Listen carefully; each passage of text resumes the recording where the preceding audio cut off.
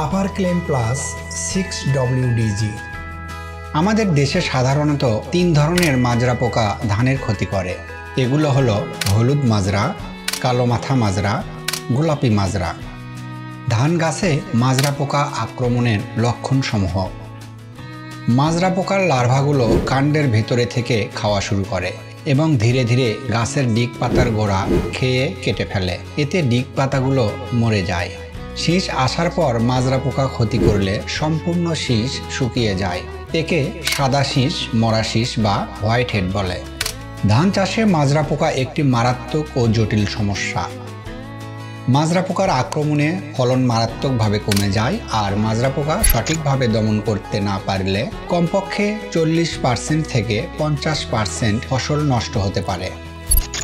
মাজরা পোকা দমনের কৌশল বা মাজরা পোকা দমনের সমাধান কি? ধানের চারা রোপণের 15 থেকে 25 দিনের মধ্যে হলে প্রথম স্প্রে করতে হবে এবং ধানের বয়স 40 থেকে 45 দিন হলে দ্বিতীয়বার স্প্রে করতে হবে। অ্যামকো এগ্রিকালচারাল ইন্ডাস্ট্রিজ লিমিটেড বাজারে নিয়ে এসেছে আপার ক্লেম প্লাস 6WDG, মাজরা পোকা দমনে নতুন প্রজন্মের কীটনাশক। আপার ক্লেম প্লাস ব্রড স্পেকট্রাম গুণ সম্পন্ন হওয়ার কারণে হলুদ ও কালো মাথার মাজরা সঠিকভাবে দমন করে। আপার ক্লেম প্লাস ক্ষতিকারক পোকার ডিম ও লার্ভা সিস্টেমকে ধ্বংস করে। আপার ক্লেম প্লাস স্পর্শক ও পাকস্থলী গুণ সম্পূর্ণ হওয়ায় ধান গাছের প্রতিটি কুশি ও শীষ নিরাপদে থাকে। মৌসুম ভেদে 2 থেকে 3 বার প্রয়োগ করুন আপার ক্লেম প্লাস 6WDG। মাজরা পোকা দমনে বাজারের সেরা সমাধান আপার ক্লেম প্লাস 6WDG।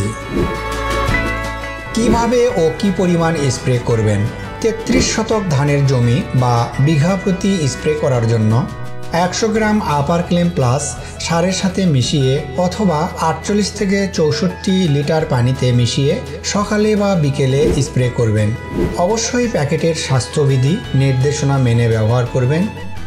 খালি প্যাকেট নির্দিষ্ট জায়গায় মাটিতে গর্ত করে পুঁতে ফেলুন বা পুড়ে ফেলুন। আপনার ফসলের সঠিক নিরাপত্তা নিশ্চিত করার জন্য আপার ক্লেম প্লাস 6WDG ব্যবহার করুন।